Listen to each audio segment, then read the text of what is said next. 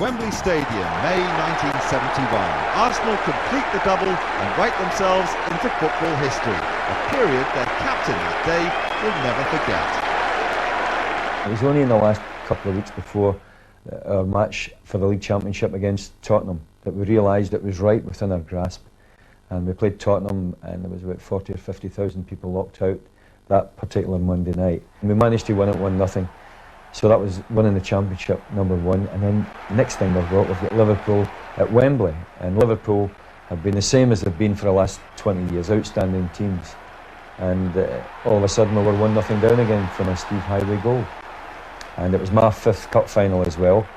And I'd been beaten in 4 previous ones.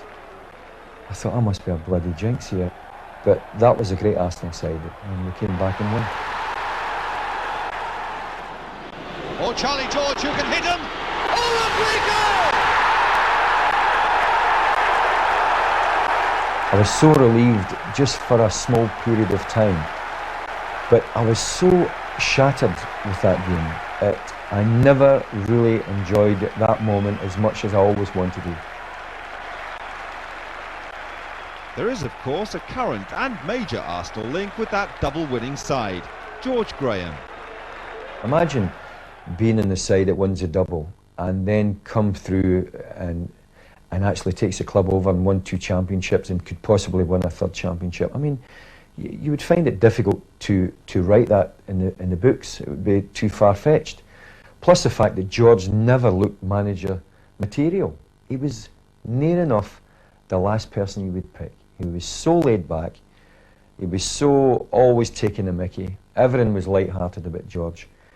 But somehow after he finished, then he went to Queen's Park Rangers as youth team coach and then looked after the reserve, and then went to Millwall, done a good job there. And I think in those years he got very serious about the game and really started studying it and really became extremely interested in it. And it has been like a fairy tale. I'm not just trying to G him up, but he's done a magnificent job. Frank tried his hand at management as well, at Leicester, Brentford and Millwall. But today his main football connection is through radio commentary and his work as a player's agent. Lovely. You're a big-hearted boy, son.